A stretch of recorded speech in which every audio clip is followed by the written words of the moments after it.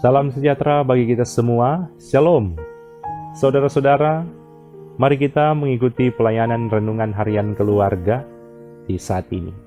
Di awal pelayanan ini dengarkanlah satu lagu yang berjudul Jalan Hidup Orang Benar.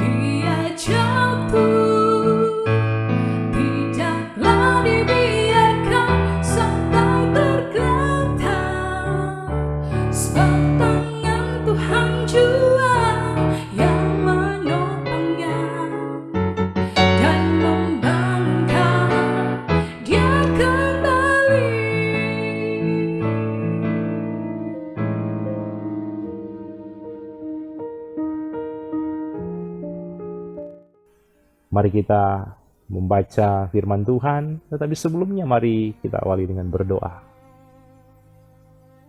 Segala puji syukur kami sampaikan kepada Engkau Tuhan, boleh memperkenankan kami semua menikmati hari ini dan ambil bagian dalam pelayanan ini. Di saat ini ya Tuhan, kami rindu untuk belajar firman-Mu. Tuntunlah kami semua dengan kuasa Roh Kudus-Mu, boleh memahami dengan baik dan melakukan dengan baik firman-Mu. Dalam nama Yesus Kristus kami berdoa. Amin. 1 Yohanes pasal 2 ayat 24-25 berkata begini. Dan kamu, apa yang telah kamu dengar dari mulanya, itu harus tetap tinggal di dalam kamu. Jika apa yang telah kamu dengar dari mulanya itu tetap tinggal di dalam kamu, maka kamu akan tetap tinggal di dalam Anak dan di dalam Bapa. Dan inilah janji yang telah dijanjikannya sendiri kepada kita, yaitu hidup yang kekal. Tema renungan di hari ini, janji hidup yang kekal. Saudara-saudara, di era digital ini ada begitu banyak pengajaran-pengajaran yang bisa kita lihat di media sosial yang bertolak belakang dengan firman Tuhan. Ada pengajaran yang sekilas terdengar rohani, tetapi perlahan mau menjauhkan kita dari Yesus Kristus. Tidak sedikit orang menjadi bingung, tidak sedikit juga orang-orang yang mau menerima pengajaran-pengajaran sesat seperti itu dan kehilangan iman karena tidak berakar pada Injil Yesus Kristus. Dalam situasi seperti ini, Rasul Yohanes menasihati jemaat untuk tetap tinggal di dalam Kristus dan berpegang pada ajaran yang benar, sebab hanya Kristus sumber hidup yang kekal. Dalam 1 Yohanes 2 ayat 24-25, Rasul Yohanes menulis kepada jemaat yang sedang ada dalam situasi diperhadapkan pada ajaran sesat antikristus, termasuk juga ajaran-ajaran sesat seperti gnostik dan doketisme. Oleh karena itu, Yohanes menegaskan pentingnya berpegang pada Injil yang telah kamu dengar dari mulanya. Saudara-saudara, dalam teologi reform, firman yang sejati menjadi sarana anugerah yang dipakai Allah untuk memelihara iman umat pilihannya. Ketika Yohanes berkata, hendaklah apa yang telah kamu dengar dari mulanya tetap tinggal di dalam kamu. Ia menekankan tentang suatu doktrin, yaitu perseverance of the saints, yaitu ketekunan orang-orang kudus. Orang percaya tidak dipelihara oleh kekuatan dirinya, melainkan oleh anugerah Allah yang setia menopang mereka sampai akhir.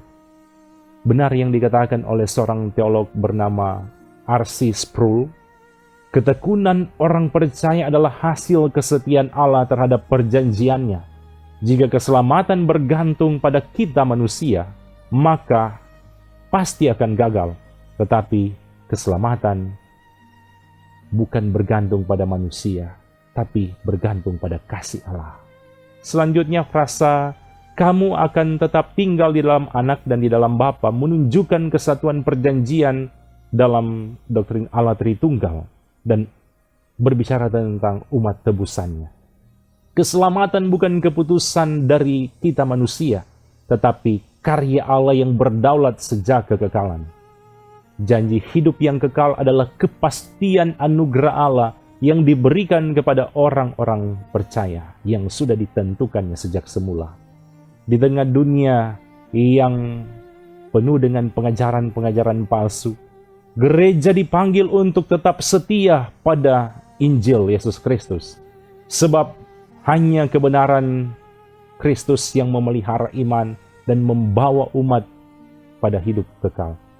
Oleh karena itu, Alkitab secara jelas dan tegas dalam 1 Yohanes 5 ayat 11-12 menegaskan bahwa hidup yang kekal hanya ada di dalam Yesus Kristus. Saudara-saudara, renungan ini memberikan pesan firman bagi kita semua.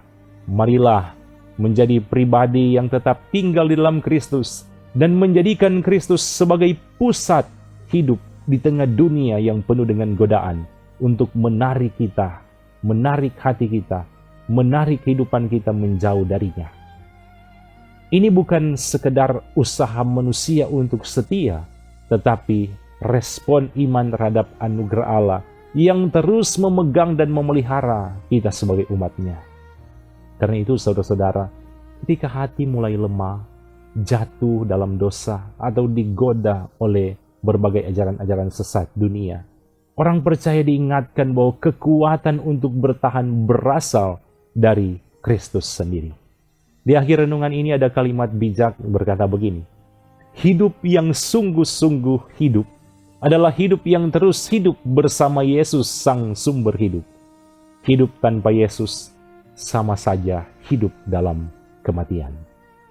Amin. Mari kita berdoa.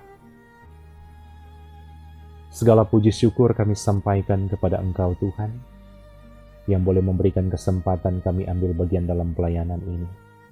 Terima kasih Tuhan, biarlah firman Tuhan ini semakin meneguhkan iman percaya kami, dan biarlah kami semua tetap berpegang teguh di dalam firman-Mu ya Tuhan, berpegang teguh dalam Injil Yesus Kristus, yang menganugerahkan keselamatan bagi setiap orang yang percaya kepadamu. Firman ini semakin memperbarui kehidupan kami semua. Tuhan, kiranya Engkau berkati semua yang boleh ambil bagian dalam pelayanan ini, diberkatilah mereka dalam keluarga masing-masing, aktivitas, studi, pekerjaan, harapan dan kerinduan mereka. Kiranya Tuhan berkati semuanya. Ini doa kami dalam nama Yesus Kristus yang sudah mengajarkan kami berdoa Bapa kami. Bapa kami yang di surga, dikuduskanlah namamu. Datanglah kerajaan-Mu, jadilah kehendak-Mu di bumi seperti di surga. Berikanlah kami pada hari ini makanan kami yang secukupnya, dan ampunilah kami akan kesalahan kami, seperti kami juga mengampuni orang yang bersalah kepada kami.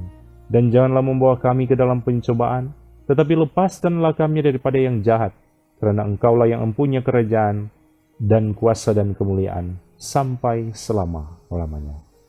Amin. Puji Tuhan, demikian pelayanan di saat ini. Tuhan pasti memberkati kita semua yang boleh mengikuti renungan harian keluarga di hari ini. Shalom.